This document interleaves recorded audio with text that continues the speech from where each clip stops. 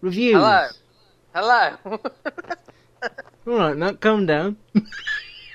Shall we start with Louis Theroux, A Different Brain? Yes. Yeah, let's go with or a different Brian, as I put on Twitter in my excitement. Did you? Yes, I quickly Brian deleted it. Brian Blessed and Brian Bellow. Yeah. Two Brians meet. There's a Channel 5 documentary waiting to be made. Yeah, where they go round like pubs or something. They or go people. round They meet people on benefits. B&B's! That's amazing, their Gary! name is B&B. Oh, you little Gary, why? You little genius. But yeah, that's Channel 5 written, or Channel 4 sort of after Come Dine With Me, or before. B&B's BB Road Trip. Every time I think Louis done a great documentary, it just seems to come back and do one of equal meaning and equal quality. Yeah. He raises the bar and then jumps over it each time. I don't know. There's no let. Is that Louis Theroux's hurdling special? Is that absolutely? I just think that there have been episodes about subjects that I'm not particularly interested in. He did one a few years ago about a mega jail in Miami that was a good documentary. But if you're not interested in people in prison, which has been done the one to about death. the family as well, I wasn't a big fan of that one. You know, the one with the the racist family? Yeah.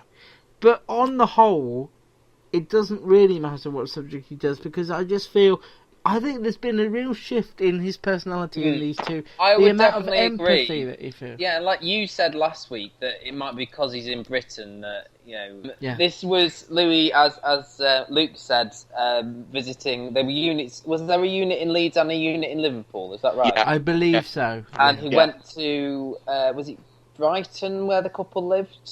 It was Brighton. It was Brighton. Yeah. So he went round. It was a lot of different, areas of the country that he went to, and he met people who had brain injuries for different reasons. So where there was a young lad who had a car accident. There was a woman who'd overdosed on insulin, and it wasn't successful, but she'd ended up with a brain injury. I can't remember now what had happened to the woman in the couple.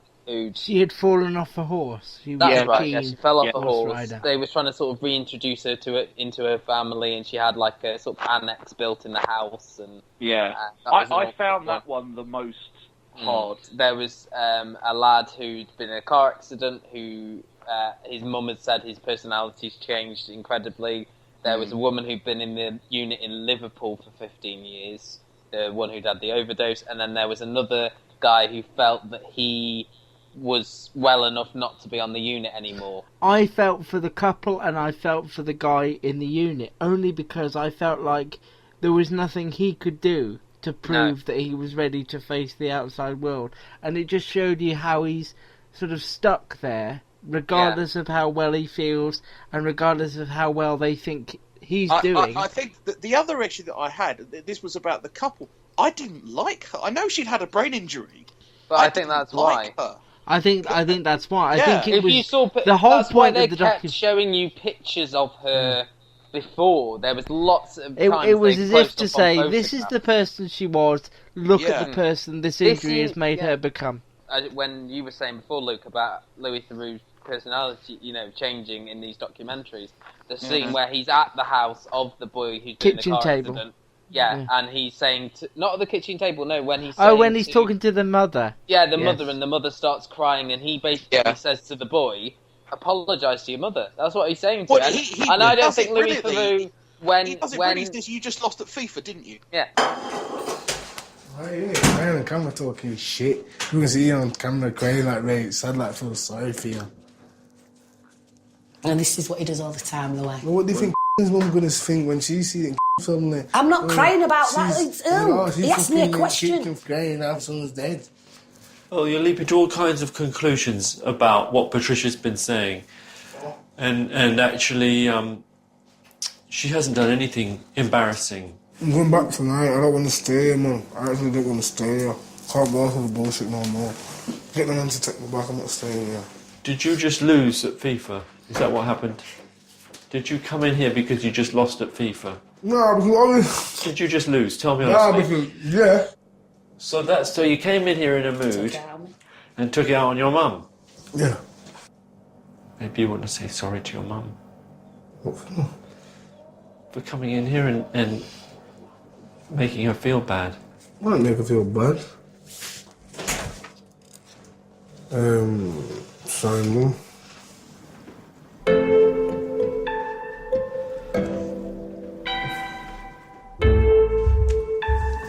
For all its turbulence and the turmoil caused by his injury, what was most striking about Earl and Patricia's relationship was that it was still so strong and unconditional. When he was in like America and doing those documentaries, I can't imagine him ever doing something like that. But I just over feel the like years- he's. Yeah. I feel like in America he was always the person asking the questions and he would get involved in. This he feels like he's took a step closer to them.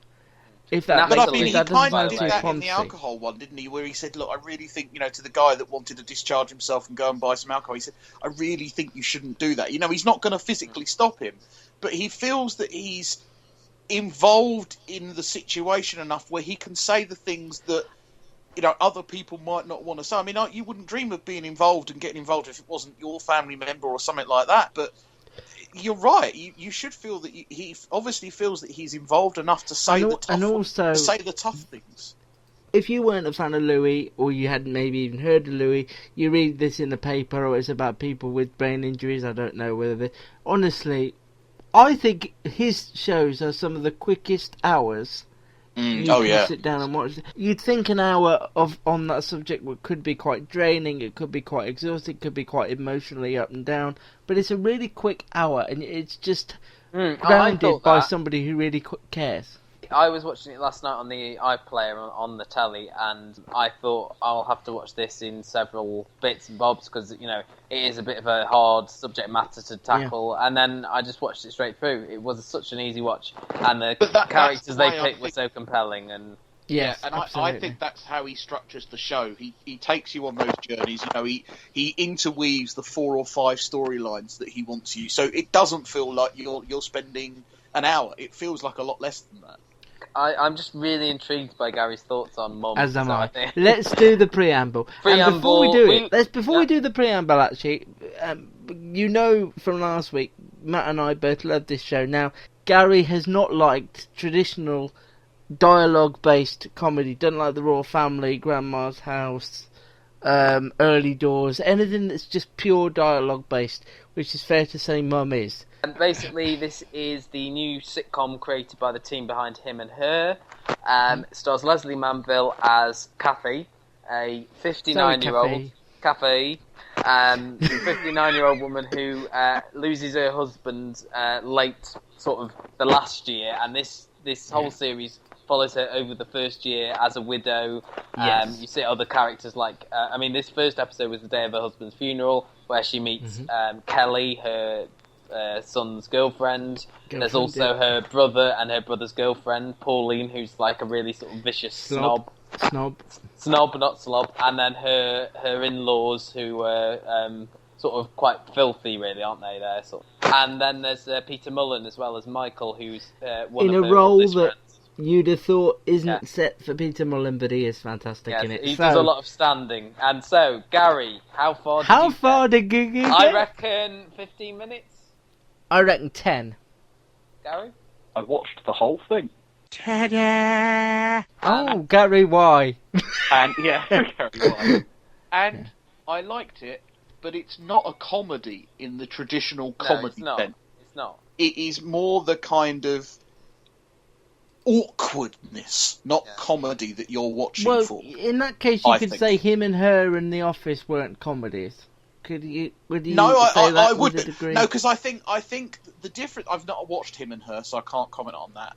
There are comedic moments in The Office that are played for laughs. But there were comedic moments in this, like the joke about... But they're not played for comedy. But what about burying your own son? That was my favourite line out of the whole thing of that episode. That was laugh out loud. Genius. Maureen and Reg, this is Kelly, Jason's new girlfriend. It's nice to meet you both at last. I'm so sorry about your loss. Thank you, yeah.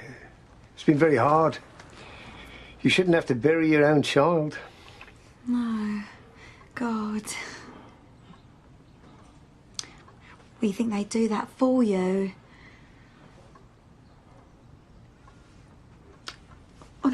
I see what you mean, yeah. Sorry. It's okay, Kelly. Sorry, I thought you meant you actually had to dig... Kelly, your mum washed the wrong black dress, didn't she? That's why you're in bright red. Yes. Yeah, I've got 2 black dresses.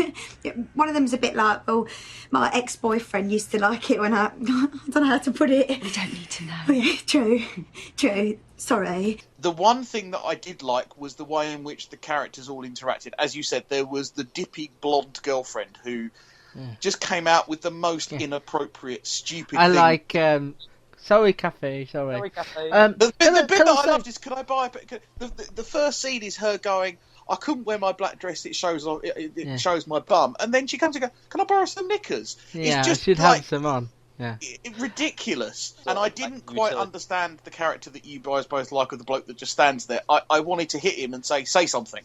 I was annoyed. Well, he really likes her. Yeah, sure, and you can tell that. So he spent 5 minutes in a scene knowing that her glasses were on her head and not telling her. But that's the can I talk about that for a minute? Because I put this on with my parents. By this point I'd seen this first episode 3 times, and I wanted to see what they would think of it. And they laughed in all the right places, but I didn't feel like they were overly invested. And there is a scene where Leslie Manville, as you say, she has her glasses on her head. She's opened this Amazon container which has a book about ponds, which her and her husband were going to put in over their anniversary as a bit of a surprise. And it's a really powerful scene where Leslie says, I can't believe he's gone. And I looked over and my mum had a tear in her eye, which I thought, wow. I found it quite emotional. Yeah, and I thought, wow, because up until that point, I don't know whether I thought they were listening. Have you watched all of them, Luke? No. I wanted to save 6, but I've seen up till 6. There's a really good scene in the last one where Kathy and Kelly, and they're just sort of, she says something to Kelly, and she says something like, does that mean you like me? And it's just like, it made me laugh and had a tear in my eye at the same time. Because I think what you learn, you may have missed it, but what you learn about Kelly in that, although you're right, Gary, she's this ditzy blonde who says inappropriate things. She also talks about how she was sort of abused by her first boyfriend and That's how. Right, yeah. And you meet her mum, don't you? And her mum's a nightmare. Her mum's a horrible person, and you find that out. And Frank's playing a pulling character, basically. I think the reason that I think I liked it, and I think the reason that I think it will be in the end successful, is there's probably someone in that show that's in your family or extended family. Yeah. I have a great aunt who has a lot of the traits of the sister-in-law, the woman that just comes out and goes, I think Dorothy Atkinson is brilliant in that role, just sort of doing the looks. But we all know those people who, just for the life of them, who make you feel inadequate. She gets the most out. I think she gets the most out of the littlest bits of it, because she doesn't have much dialogue, but the bits that she does it with her eyes and her sort of her facial expressions. And you just want the main character to go, shut up, it doesn't matter, I'm burying my husband. And I think that doesn't matter that the coins are off. Yeah, exactly. These are off. And that's I think again why I liked it, because the tension builds and builds. Yeah. What's happening after we've when we've said goodbye? Well, we're all just going to the Crown. They're doing a buffet. Oh, nice, lovely. That sounds nice, doesn't it? Yes, a buffet in a pub. How authentic. What does that involve in practice? Well, it's just sandwiches, sausage rolls, pork pies, that sort of thing. Great. They've also got a menu. Thank God for that. Whether you realised it or not watching the first one, it is populated with some really nice characters. I don't like the grandparents. I just think Lisa McGrillis is as I Kelly. I don't recognise her. She's the star of the show. Yeah, I mean, that is the relationship, isn't it? Even though it's called Mum and it's about, her and her son, it's really the relationship between Kelly and Kathy that the show. And what you realise I forgot what it was. Sorry. When you meet her mum, you realise how important it is that she gets on well with Kathy, and you'll get there in the third episode. The third episode, and that's got a lovely conclusion to it, I think, hasn't it? The one thing I would say, you say that you think perhaps I don't like that kind of sort of conversation. I had wondered.